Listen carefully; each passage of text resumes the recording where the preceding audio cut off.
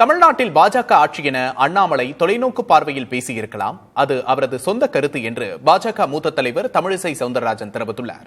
தமிழிசையுடன் தமிழக பாஜக மேலிட இணை பொறுப்பாளர் சுதாகர் ரெட்டி நடத்திய ஆலோசனைக்கு பின்பு நமது செய்தியாளர் வீரகுமார் எழுப்பிய கேள்விக்கு அவர் அளித்த பதிலை பார்க்கலாம். ரெட்டி கூட பாஜக ஆட்சியில் அண்ணா எடப்பாடி பழனிசாமி அவருடைய தலைமையில தான் 2026 தேர்தலை சந்திக்க போறோம் அப்படின்னு சொல்லியிருக்காரு. ஆனா முன்னாள் மாநில தலைவர் பேசின போது பாஜக ஆட்சி தான் அப்படின்ற மாதிரி பத்திரிகையாளர் சந்திப்புல தெரிவிச்சிருந்தாரு. உங்களுடைய கருத்து எப்படி இருக்கு?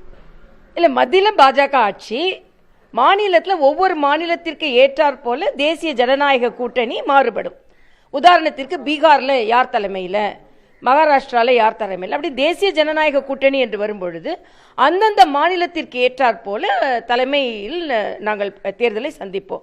அந்த வகையில் தேசிய ஜனநாயக கூட்டணி தான் தமிழகத்தில். ஆனால் யாரோட தலைமை என்று வரும்பொழுது மத்தியில் பாரதிய ஜனதா கட்சியோட பிரதமர் மோடி அவர்களின் திட்டங்களையும் கொள்கைகளையும் முன்னெடுத்து செல்வது அனைத்து இந்திய அண்ணா திராவிட முன்னேற்ற கழகத்தின் பொதுச் செயலாளர் அண்ணன் எடப்பாடியார் என்பதை மரியாதைக்குரிய அமித்ஷா அவர்கள் தெளிவாக சொல்லிவிட்டார்கள்.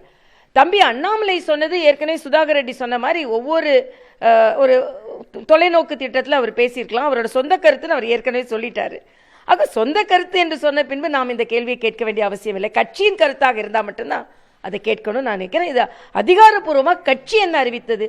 அதிகாரப்பூர்வமாக கட்சி அறிவித்தது தேசிய ஜனநாயக கூட்டணி வெற்றி பெறும். தேசிய ஜனநாயக கூட்டணிக்கு தலைமை ஏற்பது தமிழகத்தை பொறுத்தமட்டில் அனைத்து இந்த அண்ணா திராவிட முன்னேற்ற கழகத்தின் பொதுச் செயலாளர். இது தெளிவாகத்தான் இருக்கிறது.